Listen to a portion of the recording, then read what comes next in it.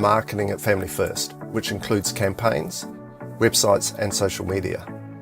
I love how our team really cares for each other, and we get to speak truth into the culture, something Family First has been doing for 20 years and continues to get stronger. Good job, Ken. If you want to know why our website and our social media is so strong, then blame him.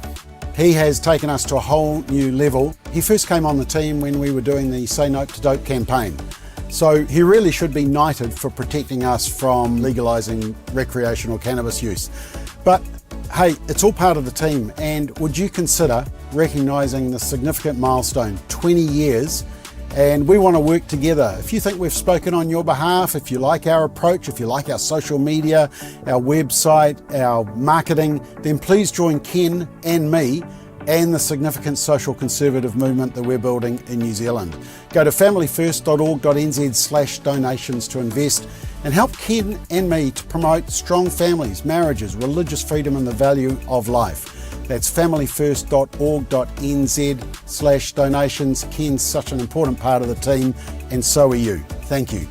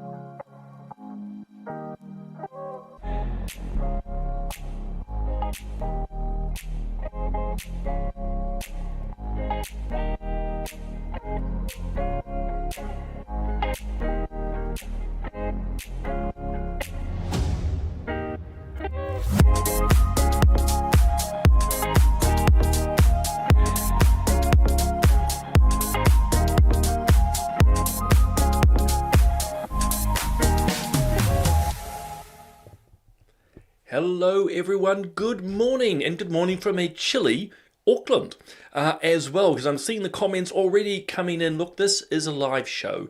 Solid Ground is where I talk about the issues of the day on the political realm, the social, the cultural, the ethical, both here and overseas. And so a lot to talk about today, including David Seymour, who wants our fuel prices to go up even higher due to taxes. Very strange, but we'll talk a bit about that and a whole lot more. Because of course we also have Anzac Day coming up, so we'll talk a little on that. But as I say, it's a live show, so if you are on Family First Facebook page or its YouTube channel, your comments can come live to me here in the studio. Importantly too, if you're on Substack or Instagram, you're on my Facebook page, welcome. Lovely to have you tuning in. But those comments I have to read afterwards. We can only get, if you will, 2 streams in our amazing production system. It really is. One of these days I should actually try to do a reverse video so you can see what I see. But it can only handle two social media platforms coming in. So again, welcome to you all. It's lovely to have you here. As I say, I can see all the comments coming through. So good morning, of course, to Harrison. Harrison is one of the first. I know Harrison. He was taught by my wife. He's often one of the first people to get on here, which is amazing. So good morning to Harrison, to Mike, and not just a good morning, but a jolly good morning from Foo Dogs Trucking. Edmund wishing everyone a happy day, which is lovely. Samuel, good morning to you. Lynette, and this is where everyone's beginning to tell me it's a rather chilly morning, as is Darren. Good morning to Jackie as well. Muddy Waters is saying it's a rather chilly down in Invercargill there. We're hearing that from Catherine as well. Fourth Adam has clearly gone extraterrestrial. So good morning and to a fellow Earthling. Rosie's saying it's rather chilly there in beautiful Taupo. Bernice, lovely to have you along. We've got Adrian there as well. Welcome, welcome. Bonte Mulu, is that right? Again, if people know who are regulars, you know that I'm working off a very small screen and very small font. So Bonte, welcome. And then the carpet, absolutely beautiful. Look, guys, lovely to have you along. It is chilly, as I say, here in Auckland as well. My little tree house was 6 degrees when I came in here this morning, but you might notice I'm in a t-shirt. That's because I've invested in a heater, and it's making all the difference. And last quick sort of, word of introduction. If you like our content, here at Solid Ground or Daybreak, Straight Talk, whatever, any of the Family First content, do consider subscribing, signing up, so that you get heads up on when the shows are on and podcasts drop in and so forth. And to Viva, if I've said that, or maybe it's Viv, actually, I can see much more clearly now. Good morning to you, and Taurua, lovely to have you along. Guys, as I say, there's no shortage of things to discuss. Tonight we're going to have Political Playback, and that's where I will talk more, as will Bob, about what's been happening in the National Party. We'll be looking at all the political parties, of course. Political Playback, 5 o'clock tonight, looks at pretty much as much of the political happenings as we can.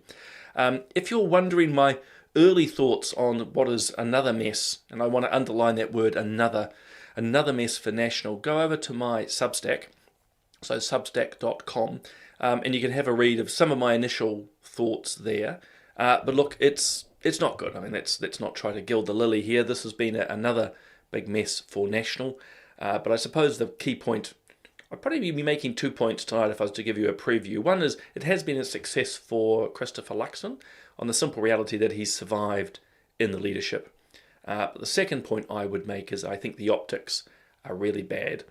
When a leader needs to go and put a vote to his own caucus, it's very difficult to simultaneously say that you have the full support of that caucus. And look, I know the arguments and the counter-arguments. A big focus, I'm sure, in tonight's discussion will be to what degree is the media driving this agenda. They're really putting the boot into Christopher Luxon and National. I think that's without doubt. But I think the general optics to the public is mediated through the media. And so they will continue to generate what, I suppose, news or perspectives they want to. And it's not going to be good for National. So let's talk about that more tonight on Political Playback.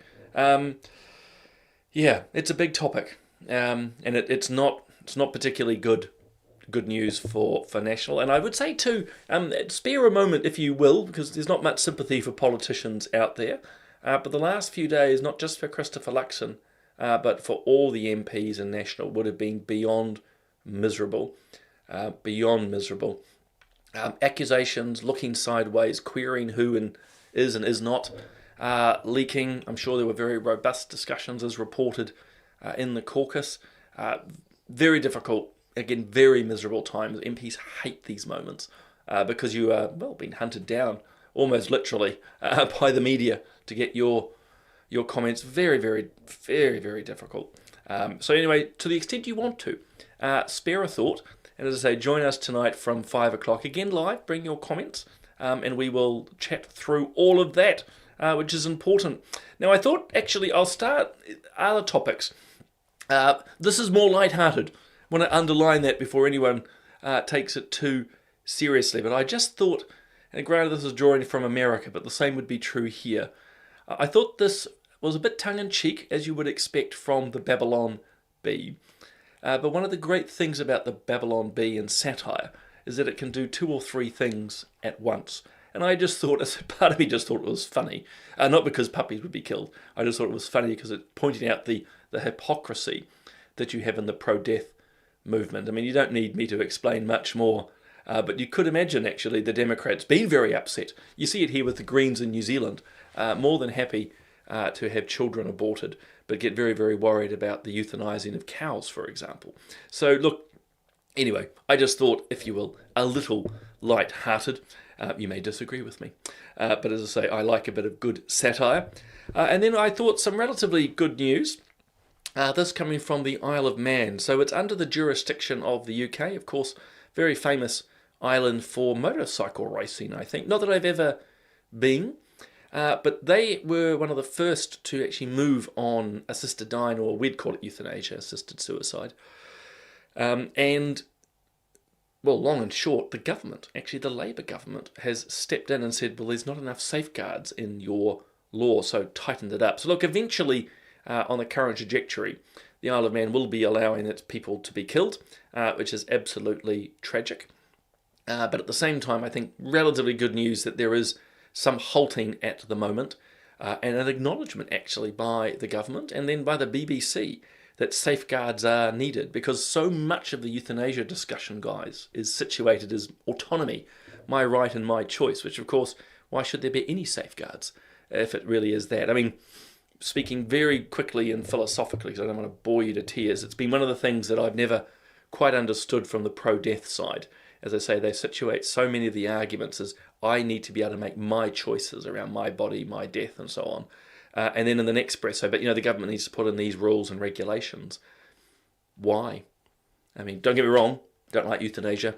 Much prefer we protect people as much as we can. But as I say to the libertarians out there, the progressives who are all for euthanasia, why does the government need to be involved at all? Doesn't really make sense, does it? But anyway, that's just my take on things. I see Bex is saying here, she thinks this is jumping back topics. I see if I can get up. I won't be able to get the full one up for everybody, but saying I think Nationals hemorrhaging their voter base, and a lot don't support the FTA deal with India. Yeah, I'm going to probably try and talk about the FTA tonight. So that's the free trade agreement that's being signed. It's almost a done deal. I actually might just make 2 quick points on that. So there's a free trade agreement basically being agreed between New Zealand and India. And on the positive side, free trade agreements, I think, are good. That's not a bad thing. India is a huge market for New Zealand, so that's a huge opportunity there. But on the flip side, we actually don't know much about it. The key details have not been released. And there's a suspicion, mine included, that because National promised to do this and Christopher Luxon's brand's attached to it, they're desperate to get any deal across the line. And so there are significant questions, first and foremost around how much money New Zealand is supposed to invest into India, and also around immigration and other things. Also, a lot was trumpeted of what was covered, and what commodities are covered here in New Zealand and what is not. Just because something's covered doesn't mean it's important. India doesn't import everything that New Zealand makes, for example, and dairy is very contentious. The last point, and again we'll probably touch on this in political playback, free trade agreements are negotiated by the executive, so by the government of the day. The Parliament reviews these, but this is really important to understand, guys, that the Parliament, believe it or not, can't readily stop the agreement. It can vote on it. Okay, it can vote to say yay or nay, but it cannot actually change the agreement. That remains in the hands of the government. So I hope you get the distinction there, because it's actually really quite important. So when anyone is saying, well, the Parliament's got to approve this, it does. The Parliament does need to vote for it to become, if you will, law. So they've got to get the majority of votes. So that's critical. But all the process of the Parliament doing the select committee work and the reviewing, important at one level, because it, if you will, highlights if there are issues, but actually the Parliament can't change. They can't change it unless the government of the day chooses to. Anyway, I've probably belaboured that a little bit too much. If it makes sense or not make sense, let me know. And also, I know I'm jumping all around today. Typical solid ground. You got to listen to Bob. He's much more ordered.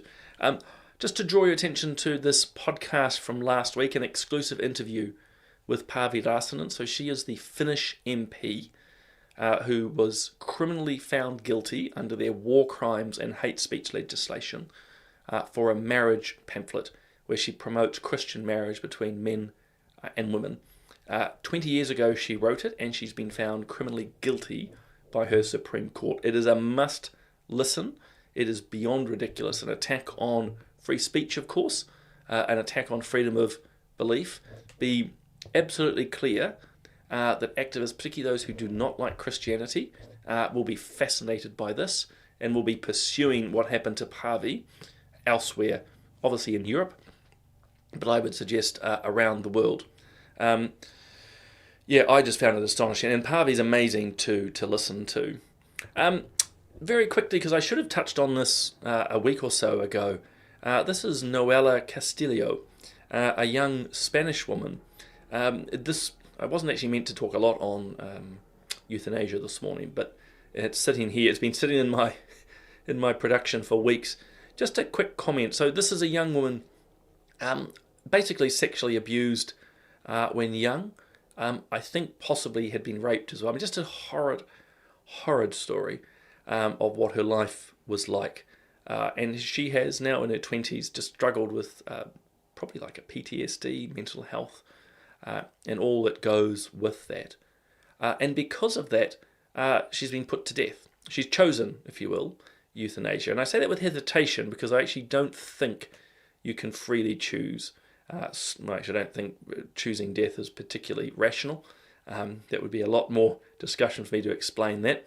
But the second point is I don't think a woman in her level of distress can actually choose appropriately. But beyond tragic, and as Simply Green is saying, they failed her repeatedly. Catherine saying it's incredibly sad. I mean, it's just absolutely awful. Just tragic. I suppose that's all I can say. But this is the inevitability, by the way, of euthanasia. The advocates will deny it, but it is inevitable. Because once you say that suffering can be relieved with death, then you've big struggle to say, well, what is and is not suffering. So absolutely terrible. Just awful. Bernice is saying here, I was reading on the Colden sent this, that she applied. I have to check this out. There's not question. I need to get into details, but said, actually, I need to open it in a different channel so I can read the whole thing. I was reading on the Colden Centre page this morning that she applied to have it delayed by 6 months, but was declined. And they wanted her organs. Oh, absolutely terrible. Actually, this is New Zealand. But Organ Donation New Zealand, I think last year or the year before, has now created protocols of its own to allow the organ harvesting of euthanized New Zealand patients. I just find that terrible. I think it adds in a worrying motivation to encourage, even implicitly, people to seek euthanasia. I think it also begins to open the door quite widely when I think about it now, actually, to say that actually euthanizing patients is a good thing, not just because they want it, but also it's going to help other people. In other words, humans become means to other people's ends. I think that should be exceptionally disturbing to people. But the third point, and I raised it a while back, is the New Zealand law has not actually touched on this question. And what tends to happen is the bureaucrats, like those running Organ Donation New Zealand, have run and said, well, if the law doesn't say something, we can therefore do it. Now, the lawyers amongst you will, I think there's a phrase, may even be in Latin, around that. The sort of the idea, well, if it's not explicitly in the law or opposed by the law, then it's allowed. But I would argue that actually in cases like this, particularly contentious ethical ones, the Parliament should decide. In other words, Parliament should step in and go, look, is the donation of organs from a euthanized patient appropriate or not? But instead, our bureaucrats said, oh, no, we'll make that decision, which again I just think is not good. And speaking of not good, this is Lebanon, I think about 4 or 5 days ago. That's an Israeli soldier smashing the corpus or the body of a crucifix, a shrine in Lebanon. As you know, Lebanon is a mixture of Islamic and Christian religions. In fact, it used to be about 80% Christian, and now it's about 30%. I personally would put that down a lot to the likes of Islamic groups such as Hezbollah. They don't really tolerate other groups and religions very much. But this is absolutely appalling. There's good news at the end, I might say. But this sort of behaviour needs to be called out. So as you know, Israel's pushing into southern Lebanon at the moment to stop Hezbollah firing rockets, continuing to fire rockets. So they're basically trying to create a security perimeter. But again, this is absolutely terrible. This is not the conduct we'd expect of any armed forces. At one level, it doesn't surprise me. Humans are humans. I have no doubt that other armies in other places desecrate symbols of religions, which they shouldn't. But this one they did, which, again, I just think is totally wrong. It needs to be called out. Fortunately, it was called out. This was 2 days ago, I think, or maybe it was yesterday. Once the Israeli commanders in Israel found out about it, they've restored the crucifix. As you can see, they worked with that local community who obviously were deeply offended and have put up a new cross importantly too, the two soldiers, so the one who was smashing the crucifix and the one taking the photo, have both basically been taken out of combat and being jailed for 30 days. And the other soldiers who were around are being dealt with by their commanders. So I think that's a good result, but it doesn't take away from what is something deeply, deeply inappropriate. And, Israel needs to not only win militarily, but it needs to try and keep, a lot of people on side. And desecrations like this are just totally inappropriate. But I will give them kudos for a quick reaction. And I expect a big part of that, and it's just my suspicion, I'm no expert, is they sort of made an own goal at Easter as well, when Israeli authorities stopped the Latin Patriarch going to celebrate at the Holy Sepulchre at the church there in the heart of Jerusalem. So, yeah, I think it's important to call out these bad behaviours, actually quite disgraceful behaviours. One doesn't desecrate and should not desecrate religious symbols. And that goes across the board, as I say. We shouldn't be desecrating anyone's religious, symbols. Basically, I just don't think it's right. Yeah, anyway, just wanted to call that out because I just seen it floating around in the news. So that is important. Now I've lost my track of thought again. Oh yes, I'll keep back locally very quickly and then we'll wrap up for the day. Amongst other things, I have plumbers coming. So this was Chloe talking about we need to electrify everything we can. And unfortunately for me, the text is far too small on the screen. I might be able to read her exact quote. Maybe I can read it. Oh, no one is hoarding, attacking, or starting wars over, she says. Sun, wind and water and geothermal energy, they don't come through the Strait of Hormuz. Now, I just laughed so loud when I read this, because this is the typical green rhetorical flourish that you would expect. And it's the sort of rhetorical or simplified statement that many progressives, and I'm sad to say a lot of our young, but others as well, would gladly nod and go, wasn't that a very sage insight by Chloe?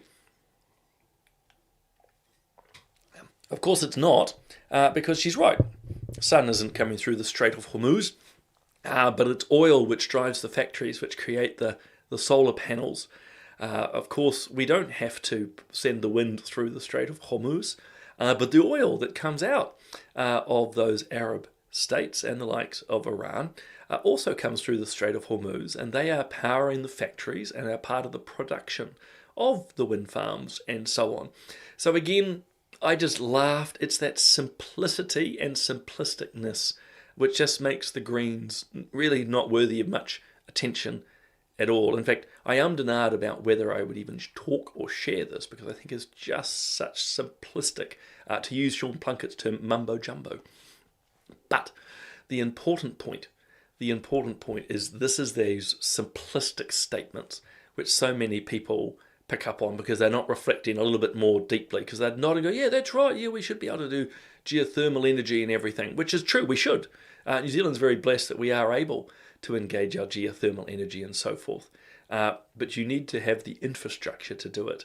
And the infrastructure not only uses oil in its production, but oil is at the heart of just about everything we use. So I just thought it was silly and funny in equal measure.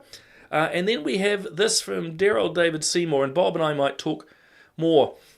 But he is wanting to have the fuel tax planned. So there was meant to be an increase of our fuel taxes. And he wants it to continue.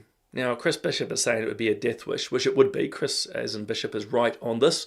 We're already paying enormous amounts at the pump to add more onto it.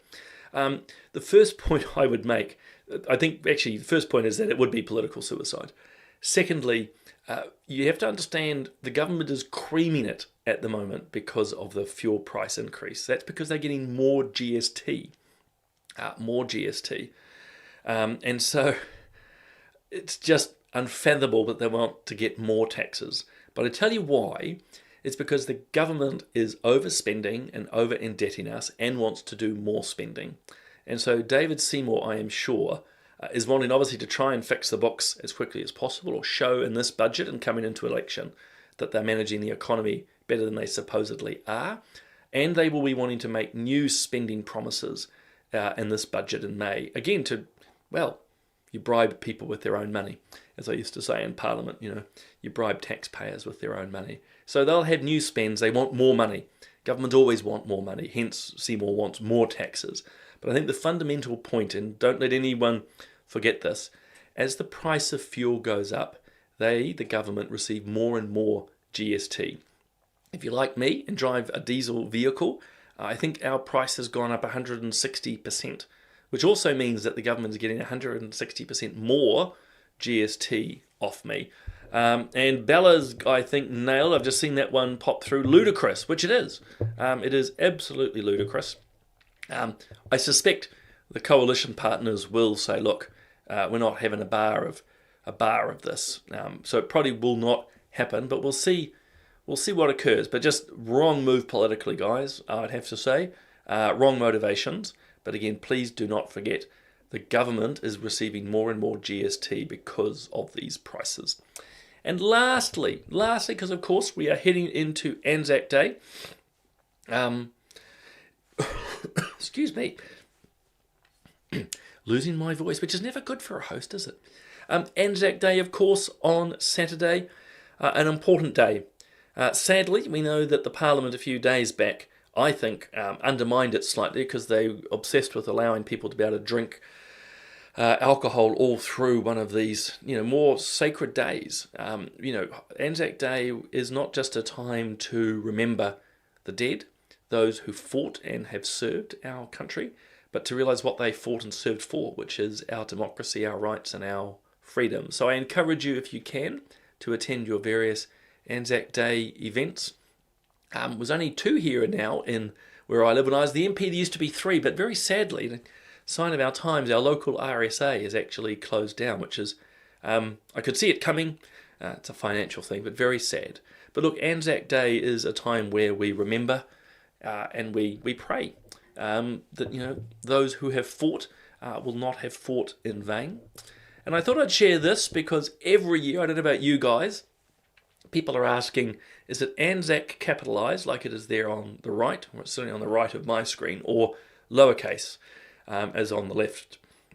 So the important thing to remember, and look, don't lose any sleep over this, Anzac Day is always spelt with a capital A in there and everything else lowercase. So if you're talking about Anzac Day, you're going to an Anzac parade and so forth, you use that lowercase one. All uppercase is if you are literally referring to the Australian New Zealand Army Corps. So if you are talking about that particular corps, that group, that battle group that went to Anzac Cove there on Gallipoli, then you use all uppercase. You're using it as an acronym.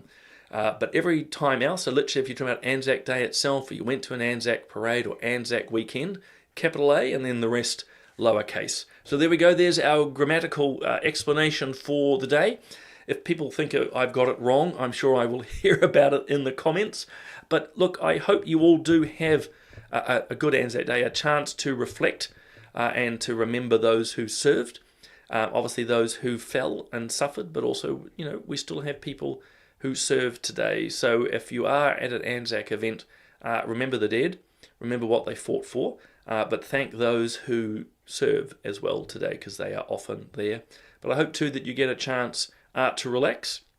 I think we have Monday off as well. It's a long weekend, so I hope you have a good time with family. I will see you all, well, hopefully tonight on Political Playback. As I said, that's from 5 o'clock. Bob will be back, obviously, with Daybreak tomorrow morning. On the meantime, I will see you, tonight or next Tuesday. Have a great long weekend.